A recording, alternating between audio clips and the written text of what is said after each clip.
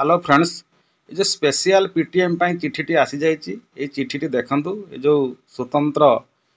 parent teacher meeting हम ता 16/8/2024 शनिवार दिन हम उसेपार पत्र संख्या 8615 एवं डेट हूँ 7/8/2025 ये जो पीटीएम टी हम या पूरा स्वतंत्र कहीं आगुरी जो चिठी होता 4448 8222 7881 से मत जन्मरू 18 वर्ष जिते पिला अच्छा NEP 2020 अनुसार RT Act 2009 अनुसार प्रत्येक पिला पाठ पढ़े ड्रप आउट रे ना नेभर एनरोल्ड हेबे ना एवं से